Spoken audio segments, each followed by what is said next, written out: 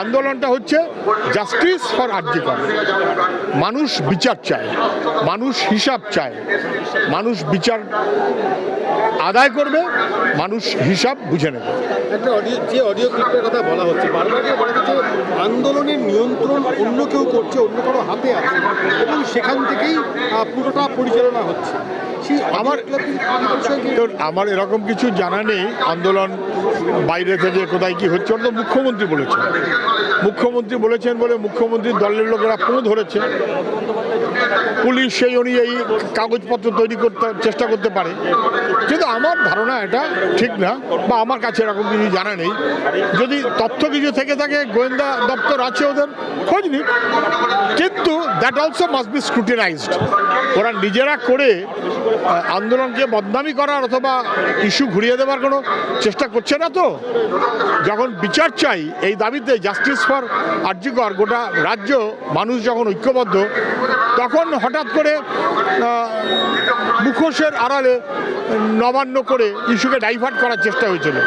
যারা করেছিলেন তারা ডাইভার্ট করতে চেয়েছিলেন।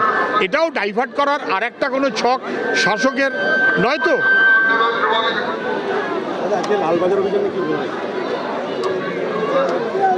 আমরা এই দুদিনব্যাপী লালবাজার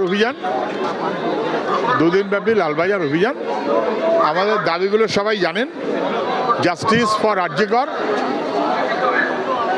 জাস্টিস ফর আরজি করের দাবি নিয়ে আমরা এখানে আন্দোলনে আছি।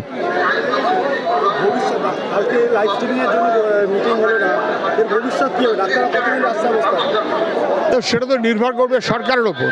সরকার তো কালকে আলোচনাটা ভেসে দেবার জন্য লাইভ স্ট্রিমিং অ্যালাউ করেনি। লাইভ স্ট্রিমিং এই সরকারের কাছে তো নতুন কথা না, এটা কোনো শর্ত না, এটা তো স্বাভাবিক। সরকার যে কোনো মিটিং করে লাইভ স্ট্রিমিং করে, যে কোনো সভা করে। তো এখানে আবার নতুনত্ব কী ছিল? মুখ্যমন্ত্রী হাসপাতাল কর্তৃপক্ষের সাথে মিটিং করেছিলেন লাইভ স্ট্রিমিং। মুখ্যমন্ত্রী যেখানে যা করেন লাইভ স্ট্রিমিং। গতকালকে মুখ্যমন্ত্রী যে বসেছিলেন সারাক্ষণ লাইভ চলেছে। তো ডাক্তারদের সঙ্গে মিটিংটা হঠাৎ সেখানে ভয় কেন? সত্য ধরা পড়ে যায় বলে? মিথ্যেটা লোকের কাছে স্পষ্ট হয়ে যাবে বলে? বাইরে এসে উনি বিভ্রান্তি তৈরি করতে পারবেন না বলে?